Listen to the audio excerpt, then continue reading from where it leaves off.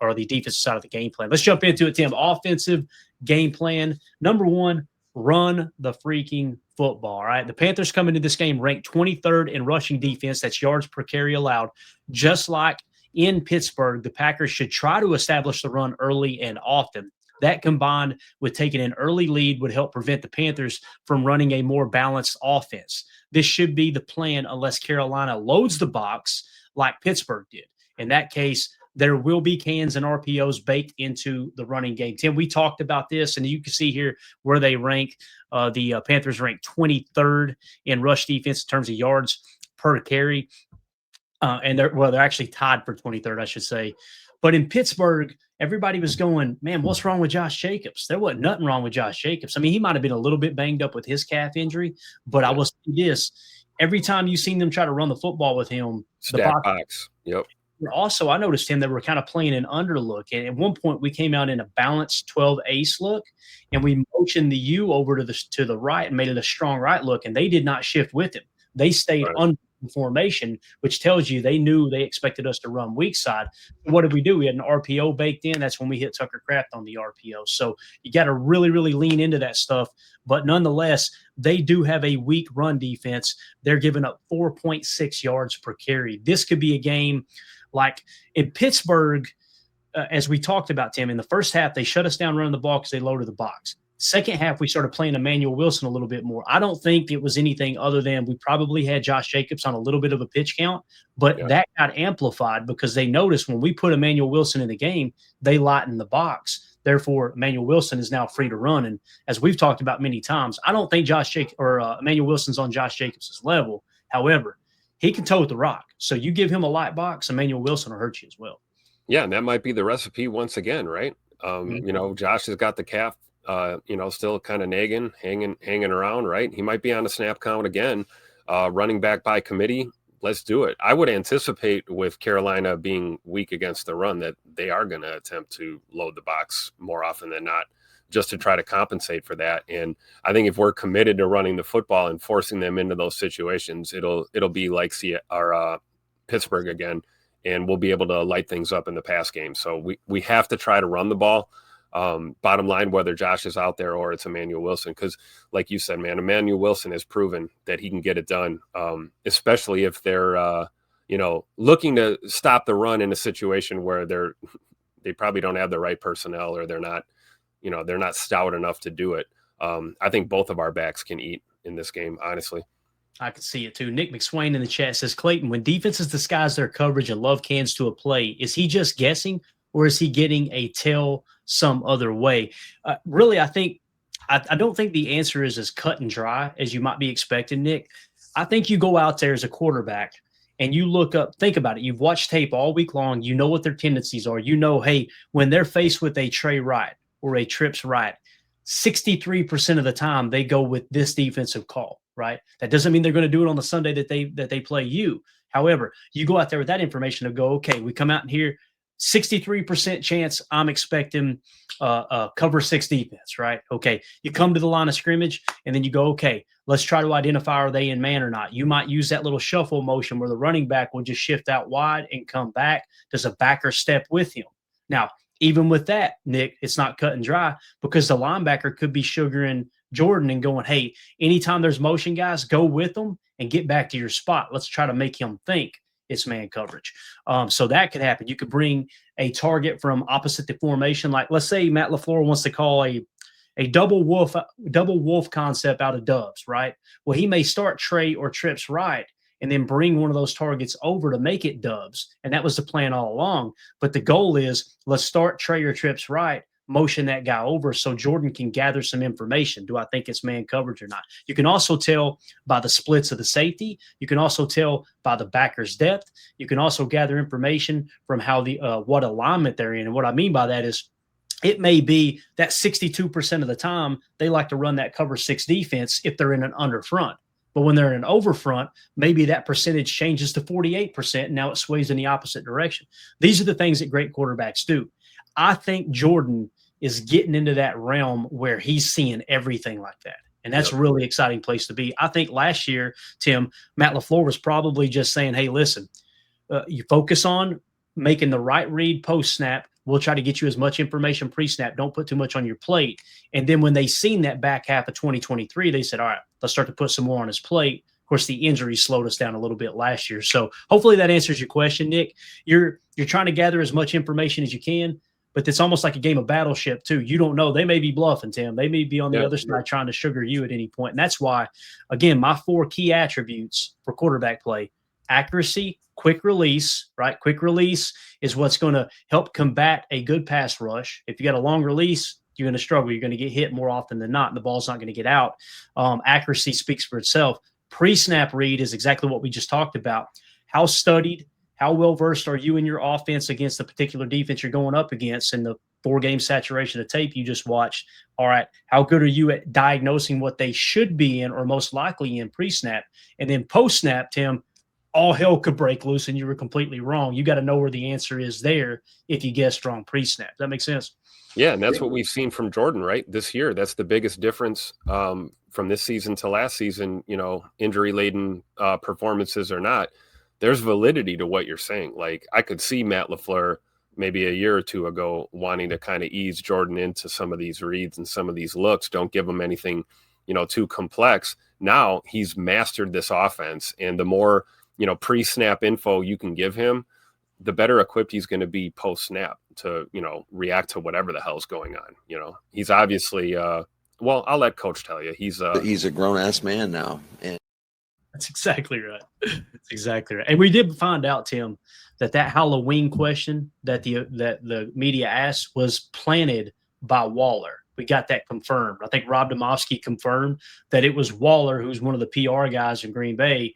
He was the one who actually told the guys, hey, ask him about Halloween, which tells me behind the scenes, Matt must have jumped somebody's rear end over talking about either Halloween. that or Matt knew right away. Like, he knew right away who that was coming from. He did look over to say Waller, didn't he? He said, nice work, Waller, or something like that. So, well, we got a super chat here from Hardy the Prophet, who says, dang, guys, y'all have impeccable timing. I'm usually at work at 6, then y'all go live at 7, but I got called in at 2, and you're live at 3. LOL. Hey, man, just glad you're in here, Hardy. Appreciate the super chat. I've got an early family dinner we got to go to, so I thought if that dinner runs long, wouldn't make it home in time for the show. So we went a little early. Hopefully that's not inconvenient for too inconvenient for everyone. Of course, you can go watch these videos back later, but it is a lot more enjoyable when the chat's full and we got multiple people in there talking. Thank you so much for that dono, Hardy. Appreciate you, buddy. Biz 1987 says, it seems like Rodgers was great at reading defenses and Favre was able to get by on arm talent. Love seems to have a bit of both. I think that's a very accurate statement right there. Love has the arm talent to make some of those Favre throws, but he also, when you try to make those throws, you get in trouble like Favre sometimes, right? But I don't think anyone other than Tom Brady maybe is going to get to the level of reading the defense the way Rodgers has, So right. I think and I'll tell you what, I'll put Aaron Rodgers' freaking arm talent up there against anybody you've got that you want to bring to the table. One of the greatest throwers of the football of all time, for sure. Yeah. Nick McSwain said, thank you. Excellent answer as always. Thank you so much, Nick. And one thing I will add to that too, the beautiful thing about RPOs, guys, is once all the sugar's over and everything, if you're running an RPO look, what's cool is no matter what they sugared or not, the answer, the key, the answer to the question, you read on an RPO. So they can't sugar after the snap, right? Once the ball is snapped, you got to get to your spots. And the RPO kind of, it's almost like the idea of what you do pre-snap to gather information to make the right decision is baked into post-snap, and the defense can't do anything there. They got to run their play, right? They got to run their assignments. So appreciate you, Nick. Thank you so much for the good question, man. The other thing I want to point out here, Tim, when they're in their base 3-4, their front don't look that bad other than, who they got at Wharton there to 50.4. From a PFF standpoint, you got Brown, Derek Brown, which, spoiler alert, he's one of our Tuesday players. Dominant defensive lineman, 89.4, and their nose tackle Robinson is the 23rd best defensive lineman according to PFF at a 73.6. It makes you wonder, why is their run defense so bad, right? Well, the tape suggests, I hate to pick on them, but it's not just about that front. It's these guys back Those here. linebackers, right? And they got Nick Scorton, obviously a rookie outside linebacker / edge. And then you got Wanum, if he is the one who's getting the majority of the snaps at a 53.2. So what it tells me is your edges are inexperienced and lacking talent as opposed to Brown, Robinson in the middle there, right? and their backers are playing like cheeks at a 43.8 and a 57.9. So just keep that in mind. It's not always about the front, although I think it is the most important aspect of the defense. You can kind of get by with running some duo, double teaming those guys, and knowing if you have to hold that duo block, that double team block a little bit longer and don't get out there to dig the backer out, if the backers are playing bad football, you probably want to err on the side of holding that block longer at the point of attack at the double team and let your back make those backers miss since they're not playing as good of football. And of course, their safety play isn't great either. 60.4 at free safety with Scott and Morig, a 61.3 at strong safety. So, and this guy right here, Tim, I have all the faith in the world in Josh Jacobs. I just hope they don't send him out there too banged up, right? I mean, he's having a great year again. 77.9 is the PFF grade this year. You've seen what he's done over the course of his career. The thing that worries me is hearing people talk about the direct correlation with calf injuries typically are the prelude to an Achilles pop. And that scares the hell out of me. That's why I'm like, you know what? I trust Emmanuel Wilson. I trust Chris Brooks, especially against a Carolina Panthers defense personally.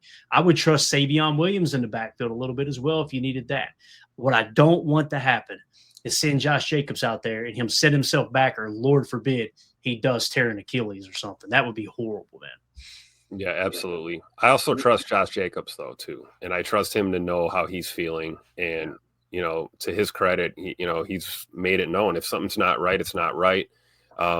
He's a tough guy. He's going to push through it, but I don't think he would ever, risk pushing it too much. I'm okay if he's out there because we've seen, what just a little bit of him in the lineup can do to influence the outcome of a game. So maybe you do keep his snaps down, and it's probably, 60-40 Emmanuel Wilson versus, Josh Jacobs that you're going to see on the field. But, in certain situations, man, having 8 out there is it's a good place to be. And I trust that he'll be safe, hopefully. But I agree with your sentiment, Clay. Like if there's any question at all, keep him off the field. I trust Emmanuel Wilson for sure. Absolutely. So we kind of talked about the passing game a little bit here. Let's just wrap up with it on the offensive side of the ball here with the game plan. Soder in the chat said, would you rather have Jacobs near full strength for Philly? Yes. Yep. That's me personally. But you guys know I'm a boring, very conservative fan, right? Passing game. The Panthers currently rank 15th in passing defense. That's yards per pass attempt allowed. I would imagine after watching the Pittsburgh tape, they may look to take a different approach than the Steelers did. The Steelers focused on loading the box and stopping the run. Once Matt LaFleur and Jordan Love gathered enough looks, they came out in the second half throwing the ball all over the yard. If Carolina loads the box early, look for the Packers to launch the air attack much earlier than last week. What does that mean? If they come out and load that box, I could see Matt, rather than going, let's stick with the run until we can't anymore. Maybe, I don't know, halfway through the second quarter, rather than wait until after halftime, let's just go out here and throw the ball around because they are loading the box. Now, on the flip side, Carolina is watching that tape from Pittsburgh and going, boys, once they decided they wasn't going to run in that heavy box, they cut Pittsburgh apart. So maybe they play it from a pass standpoint, right? And just say, let's give them the run and let them nickel and dime it and see how that shakes out at halftime. So that's why it's important to understand that every week these teams are watching the same tape, right? They've got the last 4 game saturation. They're going to watch the last 2 head-to-head against this coaching staff if there is that available tape, and they're going to try to make a decision on do we try to take away what they did well last week, or do we try to take away what we think they may do this week with how they specifically match up against us, i.e.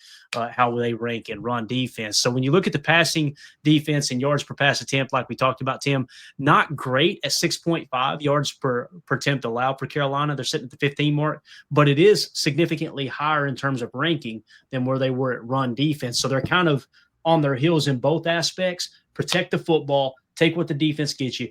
Try to get out to an early lead and make them play one-dimensional should be the game plan here. Yeah, absolutely. Clearly, they're not great at either, but the pass D is definitely their strong point at this point. And I think you're right, man. That's why we talk about the emphasis on the run game. That's going to give you those opportunities to pick them apart with your passing attack for sure. Yeah. And when you look at their PFF nickel sets here, right, a PFF grades from a nickel set, really the only player you got to worry about, guys, is Derek Brown, 89.4, like we already talked about. He's good in the run game. He's good in the pass game as well.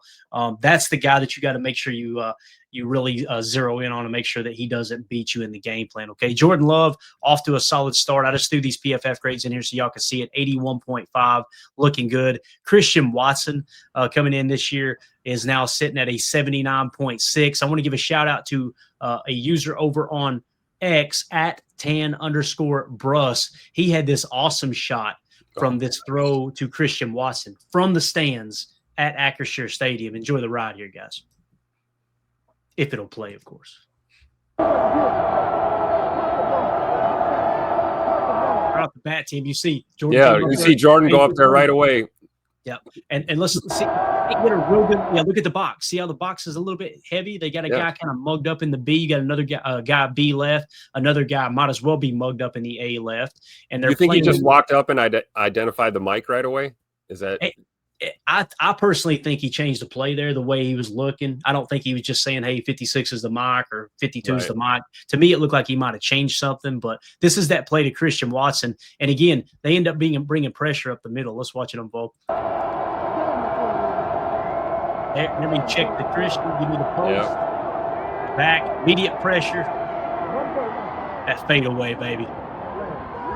Oh, look at Scoot. Big boy catch right there, Christian Watson. See if I could take it. Look at that shot right there from the sideline, bro. Whew. Oh, he just dropped it in the bucket. I had people on Twitter telling me that wasn't a good throw. Get away from me. Get away. Money wears number 10 because he only throws dimes, baby. Christian Watson, too, man. Just off to a great start there, returning from that ACL. Another guy to look for, Tucker Kraft, obviously in the passing game, off to a great start. 77.6, another key in this offensive attack. So, that's going to do it for the offensive section of the game plan. All right, if you guys are watching this video back later, let me know in the comments. Let us know in the comments. Jump in there. We want to talk about it. What would you change about the offensive game plan? Do you think we hit it? Is there another player that you might be concerned about that we overlooked on Carolina's side? Is there another person you'd like to see get the ball more? Maybe you want to see Matthew Golden get implemented a little bit more in this offense. Let us know in the comments. Make sure you hit like, subscribe, and click that bell icon so you're notified when we go live here in the future.